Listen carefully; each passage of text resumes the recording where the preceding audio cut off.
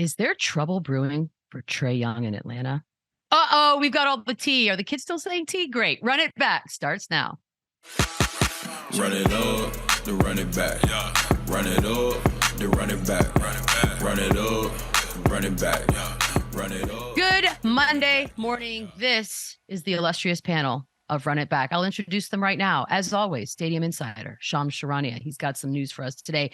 He is continuing his tour of America. Chandler Parsons sitting there in the 3 spot. And Eddie G, just looking cool as always. Love it, love it, love it, guys. There was a lot of basketball played over the weekend. Some good, some bad, some great. And we're going to start with one guy that's been just great. This is a man named Anthony Davis. I'm going to give you his numbers the last 2 games, all right? 55 points, 17 rebounds, 3 blocks, 44 points, 10 rebounds, and 3 blocks. He's the first Laker with back-to-back 40-point games since the one and only Kobe Bryant. Shams, can you enlighten us? What is the biggest reason for what I would call a turnaround of sorts for Mr. Davis? When you look at AD's numbers, he's averaging a career high really across every offensive category. When you think of his offensive rating, his rebound percentage, his efficiency, his effective field goal percentage, it's career highs for his numbers all across the board. And he's even down in terms of usage than he was a couple years ago, his first year in LA, which a lot of people believe was his best season. So the one change that we've seen this year in Anthony Davis is him playing center. He's really embraced that position. It's been something that I think he's been openly weary about. He has said in the past that he prefers not to play center. He has to bang with other big men, and that's something that he has preferred not to do. But we've also seen relatively he's played better when he's at the 5, and now that this is the first time in his career he's playing full-time at the 5, where in the past he's been really protected by the Dwight Howard, JaVale McGee's of the world. And this year it's by necessity because they went out and signed Thomas Bryant, signed Damian Jones, and both of those guys are really on the outskirts of the rotation on a nightly basis. So that's really thrust Anthony Davis in this position where he's got to be the guy. And, you know, the way he keeps going off of this position, it makes me wonder, do they even need like a Miles Turner or anyone like that? Because where you want to see Anthony Davis and this Lakers team is exactly where he's now, where he's the 5 and they have a lot of shooting and spread offense around him. Yeah, and like Sean said, I mean, I think they were protecting him through the most of his career, not letting him bang, not letting him play center. But, man, it's working now. And this, to me, is such a feel-good story these last couple of weeks because most people didn't know if they were going to ever see this version again of AD. And so he is just absolutely dominating. He's putting up gaudy numbers. Magic Johnson usually stays pretty generic, and he's throwing zingers out on Twitter that he's the MVP favorite. We'll get to that. Yeah, this guy, I'm happy for him. I hope he can sustain it. We all know his injury history. It's still very early, but man, he is absolutely dominating. And it was good to see him and LeBron and like Lonnie Walker had 20. Like it was a balanced attack with AD dominating, which I think is a huge sign for the Lakers. Yeah, I want to give credit to the Brooklyn Nets. They absolutely woke him up a few weeks ago. He dropped 40 and 20 on them and basically never looked back. But it's nice to know that his ceiling is still the best player in the world. He's that dominant right now. Like Shams said, he's embracing the center role. It's something that people have been asking for from him basically his entire career. And he looks like a monster right now. He won the matchup with Giannis a few nights ago. He hops it somehow in Washington.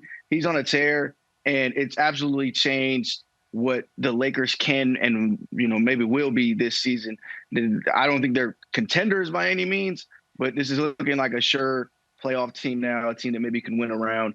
Because if he's going to be the best player in the world, you can ride that. You can ride that further than what they were going to do before, where they might have been giving the Pelicans a generational talent for free. Yeah, that 5 spot thing always seemed like such a mental block for him. But, you touched on it, Chandler. Magic Johnson, who we are used to over the years getting some beautiful, beautiful hot take tweets. But this one, with his 55 point and 17 rebound performance tonight, Anthony Davis leads the NBA MVP race! Exclamation point, fire. Chandler, look, there's a lot going on in this MVP race right now early in the season. But should he be the front runner for this award?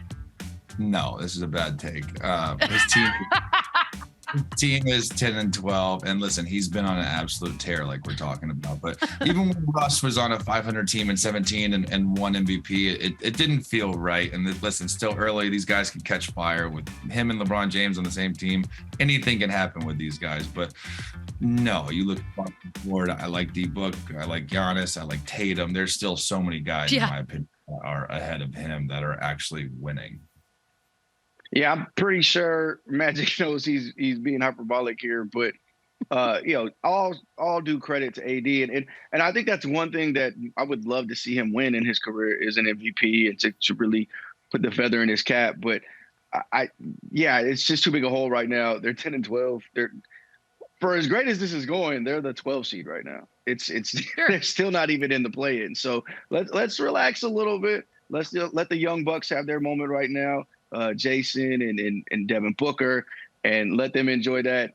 But great run. He's on an absolute tear. You're right, Magic. He's amazing. But he's got to be top 3, top 5. But let's just top be 5, maybe. Yeah.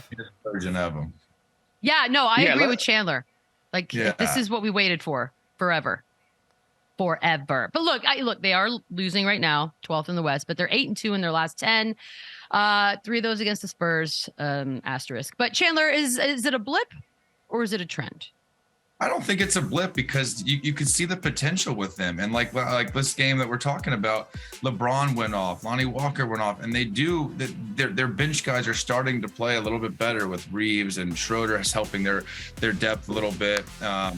Pat Beverly's back. He's doing his thing. Thomas Bryant's going to play some of these backup 5 minutes, but I don't think it's a blip. I don't think they've figured it out. I think they're going to go on a crazy tear, and we talked about it last week. Their schedule, it'll be interesting where they stand after the next 2 weeks because their schedule is getting real. There's no real easy games.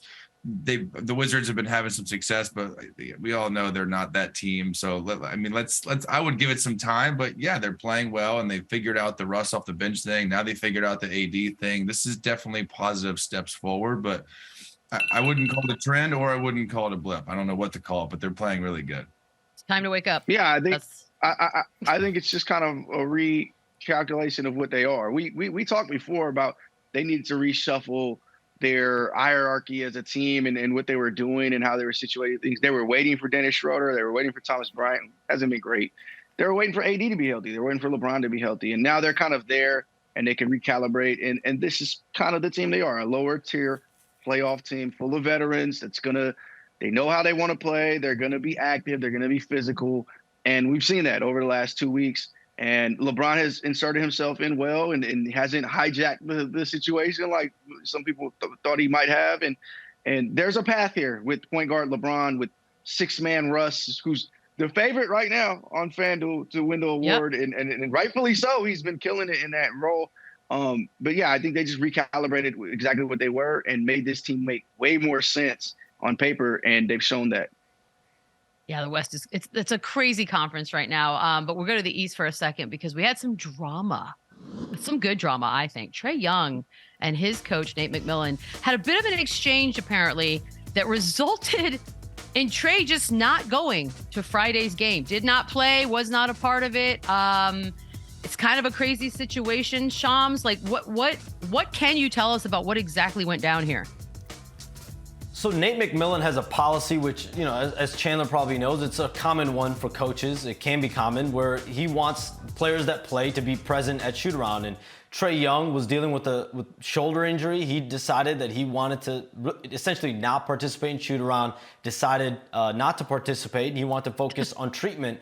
And as the day went on, he was given 2 options to either play and come off the bench, I'm told, or just not show up to the arena at all. And as the day went on, this is a Hawks team that's ravaged with injuries. John Collins, DeAndre Hunter, they have a few guys out. I believe Trae Young actually wanted to play, but when he was faced with these options, he chose not to show up to the arena. And this is really a microcosm of the tension that's existed that I've heard throughout this Hawks team. When you look at from the coaching staff and Nate McMillan, their star and Trae Young, and really the locker room at large. And right now, this is a unique situation because you have a star player who did not play in a game and did not show up to the game, show up to the arena.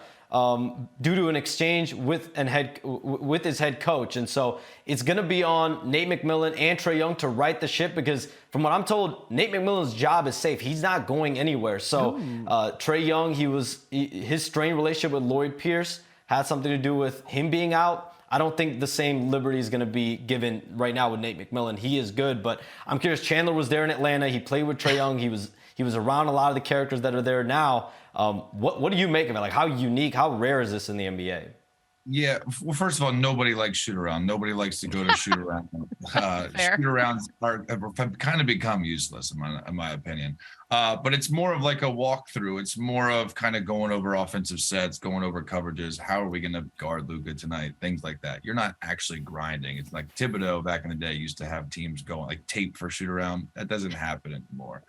But this is interesting. Like Trae, he can't do this. He's my guy.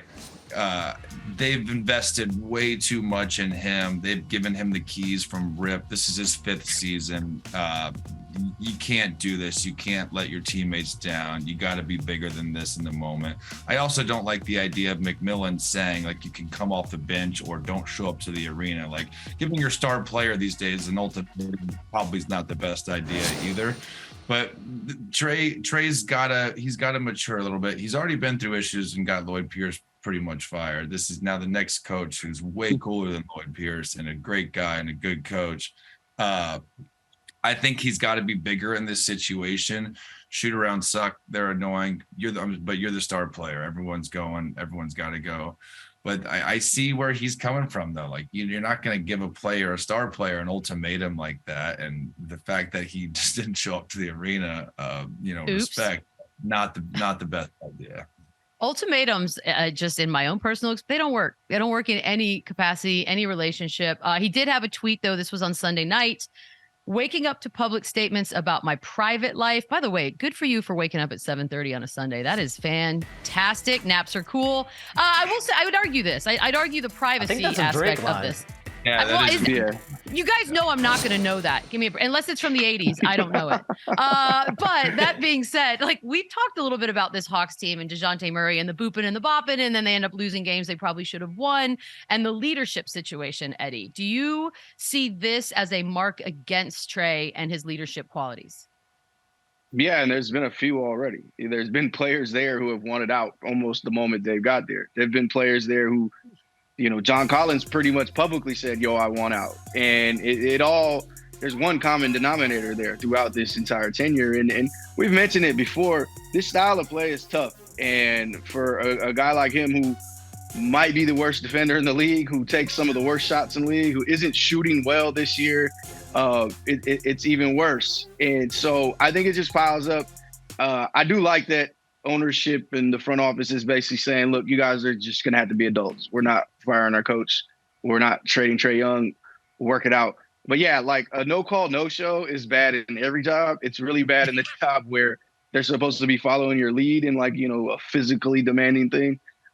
It's a terrible look. And whether Trae realizes it or not, and with his dismissive tweet, maybe he doesn't, he's building a little bit of a reputation as a coach killer, as a guy who is just tough to play with, tough to be around. And, Trae's a nice guy. Trae, his family, he comes from a good family. He means well, but yeah, I mean, a little bit of Chris Paul to him in this sense. Chris Paul did a lot of this early in his career, but Chris Paul would not sit out a game out of spite. That's one thing he would not do. Yeah, you know what I think about the Pippen situation where he didn't sub back in the game after Phil Jackson didn't draw up the last play with Kukoc, and he got shit on for that. And this is one sub in a game. This is missing an entire game. Obviously, that was their playoffs, this is regular season. But yeah, listen, like I said, they have given you the keys. They've given you contracts. They have moved coaches. They have moved players. This is your team. This is the type of situation and distraction that you cannot bring on to the organization. You cannot have. You've got to be bigger than this. You got to be better than this. I wasn't there. I don't know all the details, but Shams does, and this is unacceptable. No call, no show. Never, ever a good idea. I don't care where you work. We got to talk a little Celtics Nets. This was a big one. This was the game. The Celtics snapping that 4-game win streak that Brooklyn was on. They had 6 turnovers. They forced 6 turnovers in the fourth quarter. KD with 31, but he had 7 of those TOs by himself. It's also the 8th straight win for Celtics over Brooklyn. I just have their number, Eddie. And no Marcus Smart, by the way. So I'm going to have to go to you first. Tell me what you saw. Was it sloppiness? Is it just they cannot beat this team? What is it? I mean, it was just 6 turnovers. It felt like way more in the fourth quarter. I was upset in the moment with the game, but we walked away thinking that, hey, it could have been way worse. The Nets actually hung tight, all things considered. No Marcus Smart, but also no Ben Simmons. So it was just a rugged game. And at the end of the day, the Celtics are a better team right now. They're the best team in the league. They're sharper. They know exactly what they're trying to do out there. And they have more talent than the Nets. And the Nets hung tight and blew it kind of late in the end. I think it was 82-84, and then it just went haywire from there. Tough game. Bit of a humbling for the Nets, who had just won 4 straight, who had won 6 straight at Barclays. But they got a nice schedule coming up here. They've moved up in the standings, and things continue to trend upward for them. That's definitely my optimist, glass half full, my best friends on the team view of it.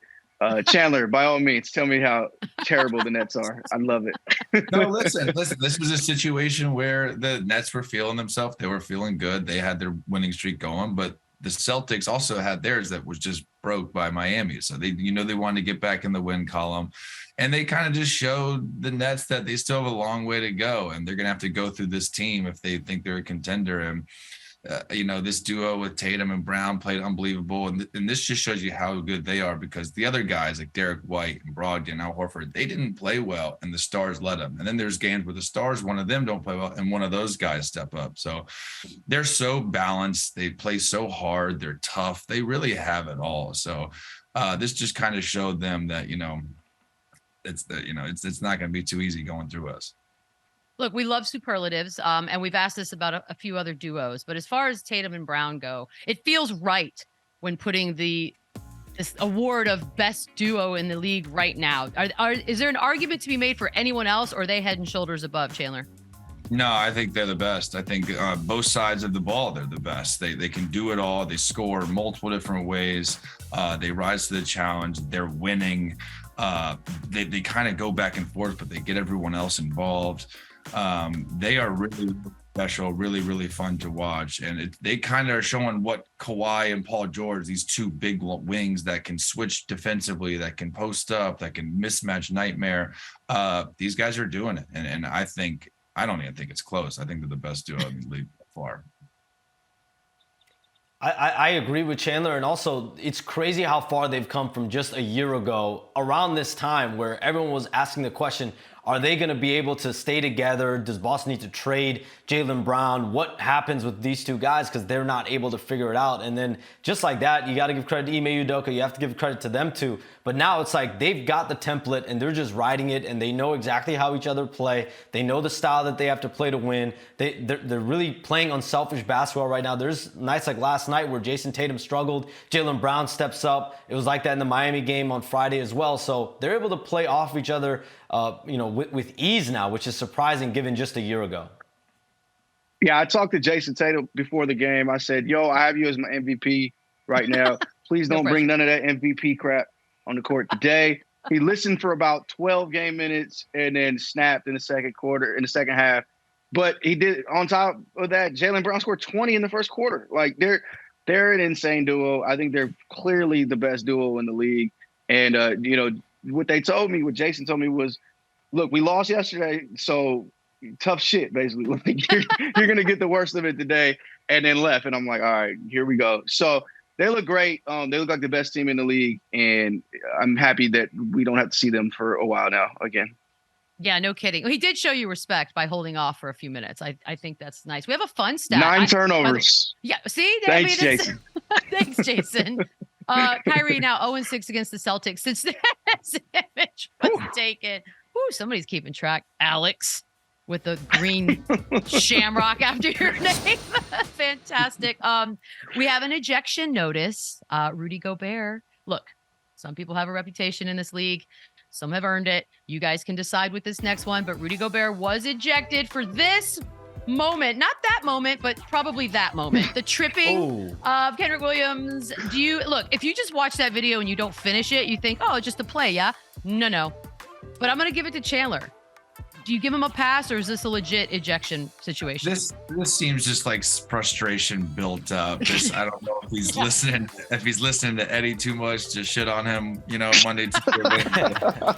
If he's getting sick of hearing that this is an awful trade, it's not working out. Listen, this wasn't like a violently dirty elbow to the face, but this is how like fights start. This was weird. This was put him in a body bag.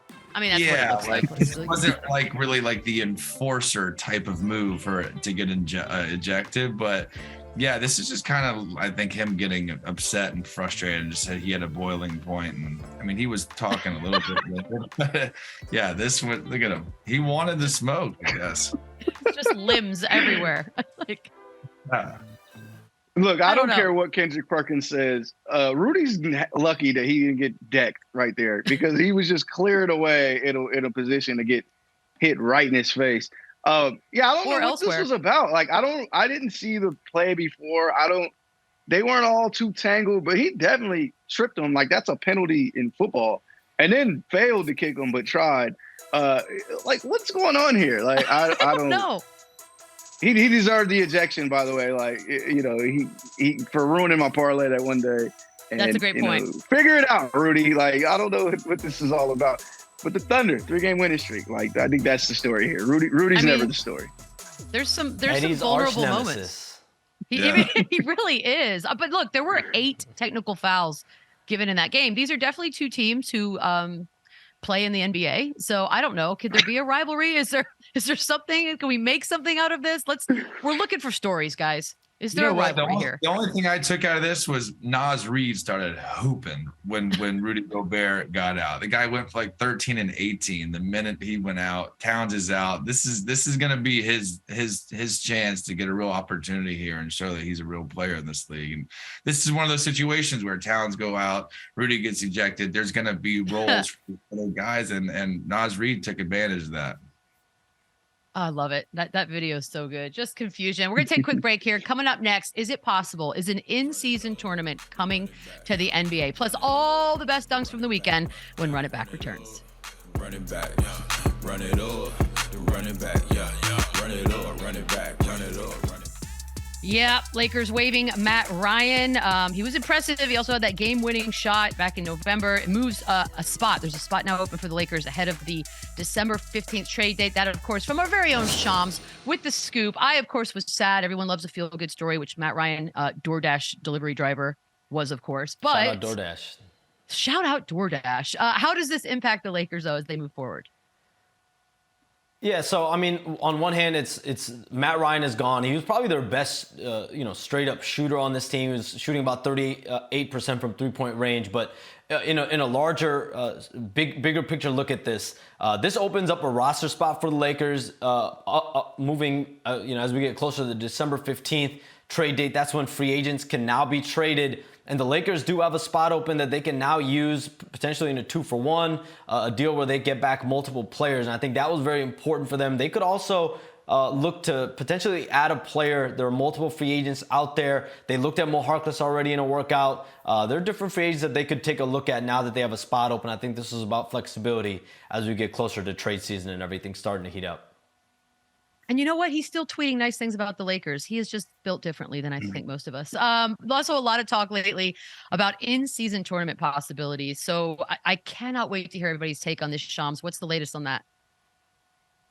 So it was interesting. The league last week actually gave teams a heads up of the start date of the season for next year, October 24, 2023, the end date to next season, April 14th, 2024. But even more interestingly, they told teams that, if and when an in-season tournament is approved, you all will get 80 games initially for your regular season schedule, and then the remaining 2 games will be scheduled after the 8 teams advance to the in-season tournament. This is a tournament that's going to take place between November and December, most likely. And the fascinating thing about this is it's going to be counted as regular season games. So players aren't going to be playing and teams aren't going to be playing any additional games. It's all going to be a part of the NBA's regular season schedule, which will make it interesting, for the coordinators, not for us, but for the coordinators to be able to figure out which games count where. But it's really to try to elevate the stakes of these regular season games.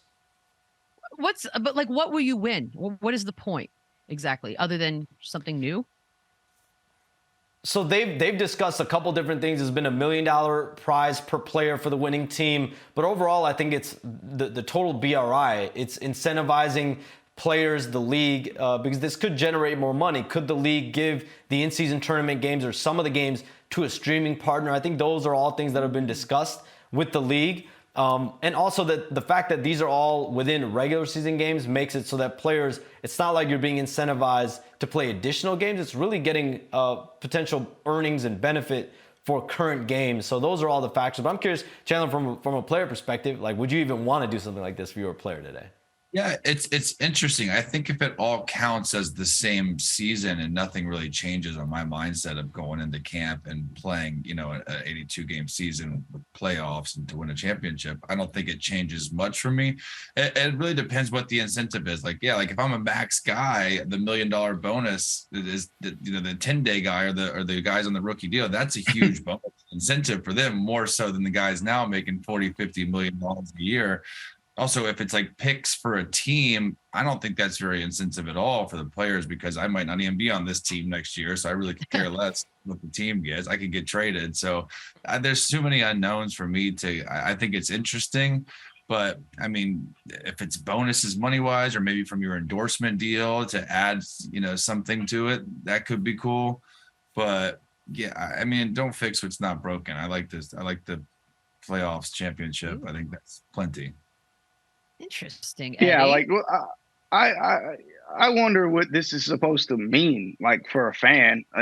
When they start giving out conference finals MVPs, I'm like, okay, I guess let's give these guys a smaller trophy.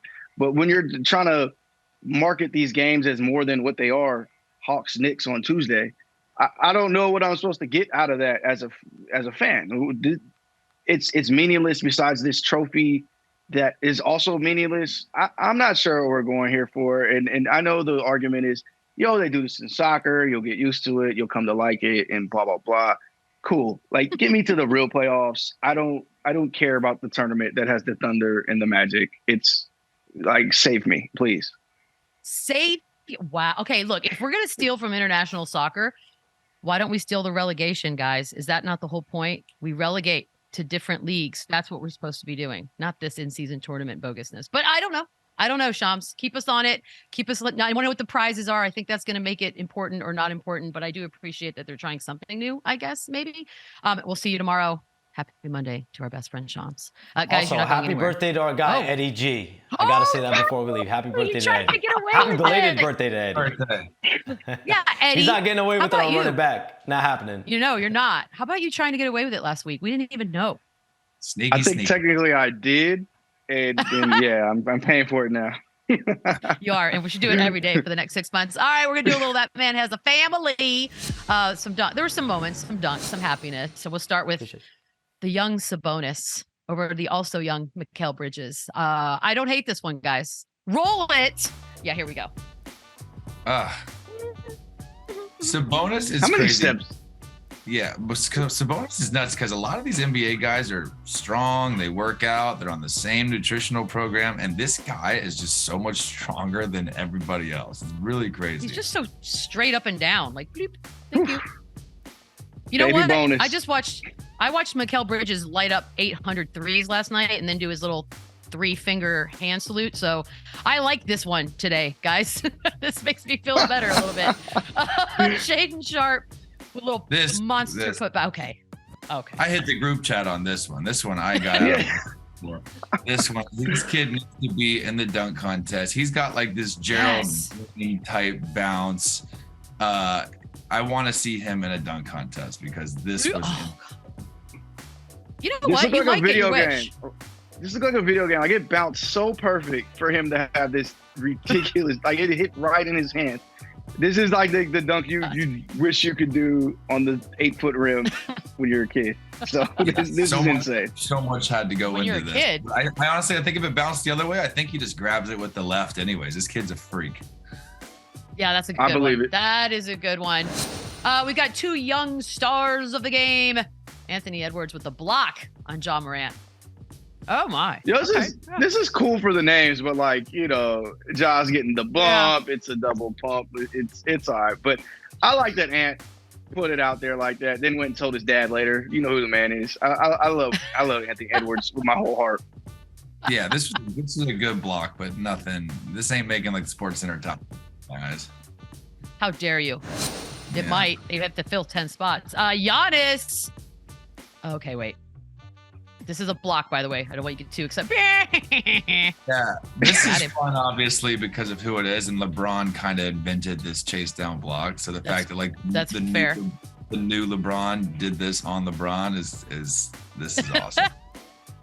Yeah, There's a almost little pretty poetic slow-mo. justice. LeBron eating the chase down, but like, come on, he's sidestepping around a guy. He's wrong foot, wrong hand. Like, you know, Giannis is in his prime. I'm gonna shoot Bron some bail here, and they won the game. Like, yeah, you know, I'll shoot him a little bit of bail here. He hit Giannis with a nasty tween behind the back earlier in the game. By the way, that maybe should have been in play here instead. This was it's not, great. Eddie. This is a great win for the Lakers. It's not part of this segment. So how about, okay, fine. We got a couple here. Oh, It's the gaffer dunk, and then it's the twofer, basically. That's fair. Yo, Okay. Feel imagine better? that in that arena. Like, that must have felt insane watching that happen. That's I not, feel like LeBron's always part of these like consecutive plays where he clapped back real quick with the dunk. But this was I think you're right. they that always say, catch is in. yeah, the best alley oops are the worst passes, and that is the Right. definition of a horrible pass that he made. Like, this is an awful pass, and he made this work. He caught that clear behind his head. Like, he could not see the Right? ball when he caught it. And he just And- and That's got a it legit like, back bend. And smart Yeah. business decision on the other end just to get out of the way with LeBron coming. yeah. Yeah, in That's slow-mo, insane. it makes no sense. Yeah, Yeah, the slow-mo of that looks ridiculous. Like, it shouldn't have Daniel happened. Gafford needs to be playing on Yeah. Sundays. What is Oof. that? He should I be don't know, but I like tight. that one. And I think Chandler is right. It's like LeBron gets real mad real quick, and then there's right away. They don't even have time to celebrate what was an amazing dunk. We're going to take a quick break. Right. When we come back, should Clippers fans start to panic? Yeah, probably. And would an Eddie scenario work in the league? Not our Eddie, the other Eddie. We'll be back.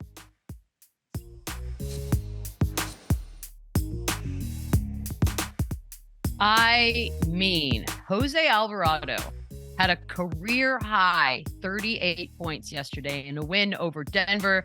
The New Orleans Pelicans looking pretty good in the Western Conference right now. This guy in particular is the biggest pest and maybe one of my favorite players right now, Chandler. An undrafted dude, and he's doing all right for himself in the league. How cool is it to see that? I love it. I love this kid's energy. I love his story. I love the way he plays. He's tough, he's gritty, but he's also a really good basketball player. Like, he handles the ball and pick and roll very, very good. He's got a nice floater game. He can shoot the ball. The guy had 8 for 11 threes. And 38 points, that's no joke. That is a hell of a game. I mean, I think they're 2 right now in the West, and he's a huge part of that. He basically invented the stupid thing, coming behind and get it, but like Willie Green, it works. He's a more offensive, better shooting Patrick Beverly type guard that all 30 teams would love to have this dude on the roster. He's a pest, a good pest. Yeah, Yeah. a great story. I mean, he battled the point god last year and really got under his skin. You love to see a guy like this make the league and find a way in the league, and to have an explosive performance like this. You know, there's that viral clip where I forget who it was on the court. They're going, "Can he shoot?" And then he hits a 3 and he says, "Yes, I can." So Yes, I it's just dope to see him make his way in this league, and he's probably got a big contract on the way pretty soon. So it's fun. This is what it's really about most nights. Oh, his energy. I'd love to know what he eats and how much he sleeps and everything, because his energy is ridiculous. And I remember last year, the TNT guys had him in studio, and I kid you not, nobody really knew who it was when he walked in onto the set. He had like khaki pants on and a white button down, and everyone's just like, "Who's this dude?" You would never. And then he comes out here with 38 points. I've seen him at Barclays, and he was just like excited that people were there to watch him play. Like he you know, the friends and family section, he's just blown away that, like, yo, you actually came to see me. I'm going to play 8 minutes tonight. But he was just so elated. And I honestly, I didn't buy it last year. I thought it was, it was cute. It worked a couple of games, but now this kid is becoming like a real player. Like Eddie said, like this, he's gonna get paid. Yeah, when Chris Paul tried to diss him by not saying his name correctly, that's when I was like, oh, okay, this is gonna be good. I'm here for this dude. That's how he did something right. That's when I was like, I'm on this guy's side. Okay, so moving on, we've got Suns at Mavs. This is another one. Suns on that back-to-back second game. But which team has more to prove tonight, Eddie? Dallas or Phoenix? The Mavs. The Suns are the best team in the conference. They, I know that they lost to these guys last year. I know, but this is they're humming right now as a team. They're finding their stride. It's without Chris Paul out there. The Mavs are like doom and gloom right now. They're trying to figure out if they need to make big trades, if they need to add to this roster, what they need to do. They just lost to the Pistons. Like, yeah, it's the Mavs. Like, come on now. Come on now. Yeah, I agree. The Suns, they have nothing to prove. They're missing 2 starters, and they've proved already that they're a top contender in the West. And the Mavs have been a huge disappointment. They're coming off a nice win in New York, where they actually played solid, and they were losing early, and they were able to fight through it and play. But this has turned into a fun rivalry game. They have 2 of the biggest stars in the league. I will be at this game tonight. I am in Dallas right now, and it's going to be a crazy environment. It's going to feel like a playoff atmosphere. But yeah, I think it's on the Mavs. I mean, with the season they had last year, everyone wants to talk about the game 7 against the Suns. Already beat them once this year, and the Mavs kind of took a step back, and the Suns are still continuing to get better without Cam Johnson and CP. So this is a huge step tonight for the Mavs. By the way, this is a topic of conversation I feel like will come up as long as CP's riding the bench. And I had this argument last night with Sean Elliott. Is there something to be said for the fact that the Suns right now are having so much fun, and even just on the road in pregame, they're the dancingest team I've ever seen. They've got total routines that they've made up along the way. Like, I feel like, and this isn't me being just a Chris Paul hater, I feel like there's value in him not playing right now, and that when he does come back, it's gonna mess up the apple cart a little bit. Am I crazy, or are we just so brainwashed to think stars have to be a part of it? It's both. I think for CP, I think he still has some left, and I think even when he's not playing, he is what Trae Young needs to become with that leadership and locker room. And during a shoot around, Chris Paul is still there, kind of showing campaign this and that. He still has a role with this team, even though he's not playing. And like we always talk about too, like when guys go down, it kind of gives those other guys opportunity. And this is big for them, those other guys, to get the confidence and to keep that confidence when Chris Paul does come back. But they've done a great job staying afloat. D-Book has been unbelievable. Bridges is unbelievable. Ayton's playing solid with all the drama. That's kind of in the past. Now I feel like with him, this team's rolling, and they're only going to get better when their guys come. Yeah, it felt like they knew what they were doing yesterday. Time for a little panic button hitting time, or maybe not. And we'll start with the Miami Heat, a team that I think a lot of us are going, what is the deal with Miami right now? Because they're 11-12. They're sitting 9th in the East, 5-5 over their last 10. Are we hitting the panic button, Chandler, on this team? I'm not hitting the panic button because this is kind of where I thought they would be. The Sixers, the Hawks, the Cavs, the Bucks, all these teams improved their rosters, and Miami didn't really make a move and kind of throw the same team out there, but they are talented. They do have really, really good players. They do have great championship defensive DNA. This is a team that's going to make the playoffs, and I wouldn't be surprised if they advanced and went to the Eastern Conference Finals, but they just haven't showed that progress this year. And all these other teams in the East got substantially better. So I'm not hitting the panic button, but they do need to pick it up, and they do need to get going because the teams around them got better, and they really haven't. I'm just going to trust Eric Spoelstra. I don't know why or how he's going to figure it out, but I'm just going to trust Eric Spoelstra. He almost fought Jimmy Butler last year, and then they almost went to the finals off of that. So he'll figure something out. Yeah, that's fair. That's a trust. We got to do some Clippers because don't look now. The injury list just continues to grow out in Los Angeles. Norman Powell now on it. They've got 4 road games this week. This is a team that I know I had great expectations for, Eddie. So panic button, yay or nay? I'm going to say no, just because every time I say yes, somebody steps up and makes it work. It's just a team full of veterans. Maybe Terrence Mann starts starting these games and getting buckets. maybe Brandon Boston finds a role. Who knows with this team? And Ty Lue just keeps figuring out ways to make it work, to make them thrive. You obviously do not want this many guys injured, especially your two best players, but they've trudged along either way. They've made it work. The West is such a jumble right now. Their whole thing is just treading water until like the All-Star break. I don't know. They don't seem to be all too bothered. So because every time I say, yeah, I get egg on my face, I'm going to say, no panic just yet. Okay. Yeah, I'm with you. This team, for whatever reason, I just know the potential. And I know when it's all health with them. And even when they get 75% of their guys healthy, they can win games and they can advance in the playoffs. They're that talented. They can shoot the ball. They have a very good switching defensive lineup. And obviously we all talk about Kawhi and Paul George. This team can be very good. But they're only going to go as far as their health, and that's been very up and down this year. So I'm not ready to hit the panic button. Tyronn Lue's great coach. Like I said, they're deep, but it would be fun to see them at full strength.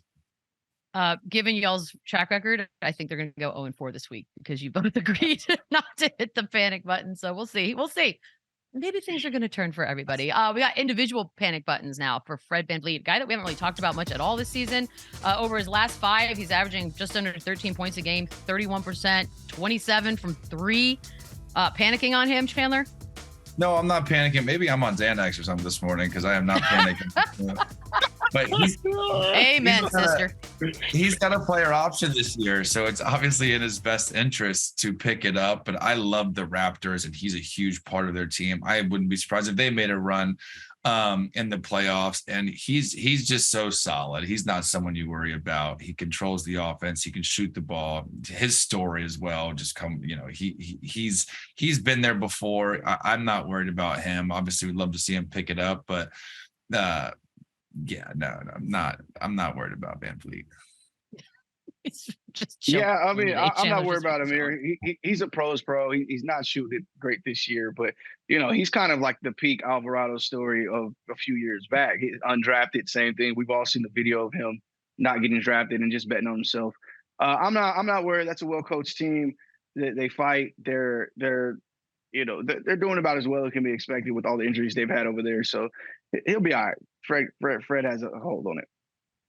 Eddie, I want you to get your serious hat on because we're at the part of the show that I love most. It's Convince Me. And as always, Eddie gets the first weirdest one, I think. Convince me that an Eddie scenario would work in the NBA. And if you don't know what that is, this is the movie. It's a fan from the stands gets to be the coach, in this case of the Knicks. Eddie, go. Yeah, this is the greatest Knicks season in 50 years now, 45 or so. So, yeah, look, these fans, they got synergy, they got basketball reference, they got running back. They feel like they're just as knowledgeable as every coach in the building and can do it. True. I would love these type of stupid things to happen in the actual sports leagues. Like I would be amazed by that. Like put a pro in a college game, like do all kind of stupid things to keep me entertained. Would it work? Work is relative. I would absolutely buy a ticket to go watch the screaming Knicks guy in front of the stadium coach the Knicks. Like, I just want to see what happens.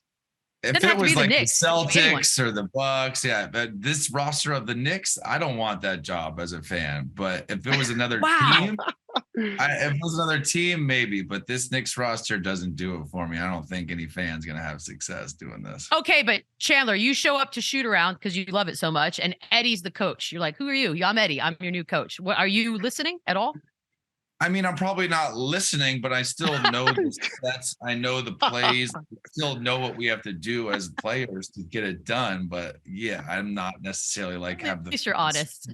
Eddie Chandler sees me. He's ordering 42 shots right there. Yeah. I don't know. We got Chandler, your turn. Teams should have the option to not shoot free throws if fouled. Convince me. Yeah, this is exciting. This is like in football. They have the option to go for a 2-point conversion instead of the extra point. I think this can kind of make the end of games more interesting. It makes it more fair. It would eliminate the kind of foul on contact to not allow a shoot a three. This would be a lot of fun. Obviously, with they would just not accept the foul if they're down 3 and just continue to keep doing that, I guess, till they got an open look. But I think this is interesting. I think they should kind of throw this in there. I love the 2-point conversion in football, so why not do this in the NBA? All right, fair enough. That one works. We'll take a quick break. Coming up next, this is the day, guys. This is the day. We do not hit 4-leg parlay, but you know what? Bet against us. You might win something. We'll be back. Run it up, run it back, yeah. Run it up, run it back, run it up, run it back, run it up. Well, why not take a trip down memory lane? There you have it. 3 of the 4 wrong. The only one that was right was Eddie's shade-filled contribution with Rudy Gobert on the under. Okay, we can only get better, right, guys? Where was the Halliburton smoke for the Kings, bro? Like, 9 points? Like, come on, Hallie. What are we doing? First game of the season. Because it's you guys. You guys are the ones that did that. So take credit. All right, but you know what? We'll try again. Eddie, you're first. Okay, I have Giannis over 30 points against the Magic.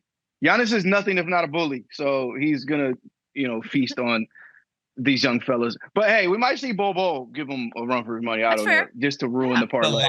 This is a lock, Eddie. I like that. I got Thunder +6 against the Hawks. Give me the points against this team that clearly hates each other and their superstar and is in the middle of a mutiny that ownership says they're going to have to work out whether they like it or not. I'll take the points. Brother. Chandler. I hate that one, by the way, Eddie. I like that one. Which, we all know what that means. Tonight, I like the Mavs. I like the Mavs. I like the Mavs at home. Suns are on a back-to-back, and I'm going to be sitting there with cubes, getting the energy. Here we go. Homer. Like the Mavs. What a jerk you are. And unfortunately, I was with Devin Booker last night, so I'm taking the under on 30 points for him tonight. Hey, if Book was with you, I'm taking the under too. Right. There's no way I was scoring 30 after we kicked it. That's the Mavs and hammer Devin Booker under. Chandler said, let's go to this lounge. Let's go to this lounge, and we end up at a club, blaring music, and 2 bottles of 42. Piano bar. 2 bottles. You guys are just doing too much. No, Devin Booker, you watch him come out and have a career night. I swear if that happens, Chandler, no chance. I'm done with both of you. No done with both. All right, so there it is. That's the big old 4-leg parlay. $20 to win 187. We're trying to make it easier and easier, but it's just impossible. It eludes us. Okay, we got some pretty pictures. We gotta make some comments on. These are some of the best fits of the month of November because obviously we've moved on to the great month of December, and we want to get these before it's too late. And Kyle Kuzma, who is nothing if not a fashionista. Oh wow, it's very Michael Jackson Thriller. Okay, is that genuine leather? Is that something else? That has to be hot. Like he honestly not sweating buckets. It's like Eddie Murphy, Delirious or Raw. Can't remember which one was the. This cannot be comfortable. I'm picturing him taking a hot shower after the game and putting this back on. Just puddles of sweat in all the wrong places. Not feeling it. Ben Simmons, what do you have for us? Okay. I like this. Yeah, this is fire. This is festive. It's a great puffer. This is a good outfit. Supreme beanie, Toro, Jordan 5s. I'm with it. Any guy that size that can find denim, he gets props from me. Malik Beasley, apparently sponsored by Versace now. That's nice. I don't know about this. That's a lot of a lot. It's like Floyd Mayweather. Too legally free. He's wearing the mannequin outfit. I'm not with this. Oh, there you go, Donovan Mitchell. I mean, this is this is basic. This is simple. Love it. I like mixing the grays. Yeah, I love that one. I mix the grays up. All right, Thanasis. Okay, there's a lot going on. Is that velour? Is that velvet? Giannis can't even pull that off. His brother Dan. No. D'Angelo with a sweater it looks like I made it in home ec. What's up with that one sleeve? Why is it so much longer? And I need one of these hats. Yeah, we got to get some of these hats. No. I'm wearing one of these hats on the show next week. Oh, I can't wait. We'll do it this week. Why not? Why save it for later? That's going to do it for us. Tomorrow's Tuesday, which means we're back. Enjoy the rest of your Monday. Chandler, be careful tonight.